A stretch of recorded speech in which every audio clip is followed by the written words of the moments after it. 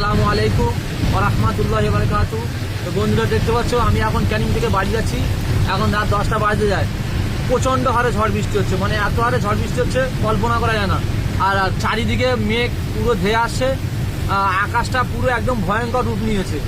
তো যখন আকাশ ডাকবে তখন সবাই এই দোয়াটা পড়বেন, লা ইলাহা ইল্লা আনতা সুবহানাকা ইন্নী কুনতু মিনাজ জালিমিন, লা ইলাহা ইল্লা আনতা সুবহানাকা ইন্নী কুনতু মিনাজ জালিমিন, লা ইলাহা ইল্লা আনতা সুবহানাকা ইন্নী কুনতু মিনাজ জালিমিন, লা ইলাহা ইল্লা আনতা সুবহানাকা ইন্নী কুনতু মিনাজ জালিমিন, লা ইলাহা ইল্লা আনতা সুবহানাকা ইন্নী কুনতু মিনাজ জালিমিন।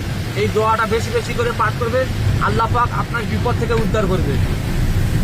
প্রচুর হারে ঝড় হচ্ছে, প্রচুর হারে বৃষ্টি হচ্ছে। আমি তো পুরো ভিজে গিয়েছি, গাড়ি তো চালানোর মতন নয়।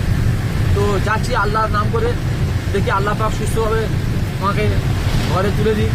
আল্লাহর কাছে দোয়া করি, গাড়িও ভালোভাবে চালানো যায় না, পুরো ভিজে তছনছ হয়ে গেছি আমি। এখন খুব 2 নম্বর গিয়ার যাচ্ছি আস্তে আস্তে করে, গাড়ি ভালোভাবে চালানো যায় না। দেখতে পাচ্ছ প্রচুর ঝড় বৃষ্টি হচ্ছে। বাড়ির কাছাকাছি চলে এসেছি আপাতত, আস্তে আস্তে যাই।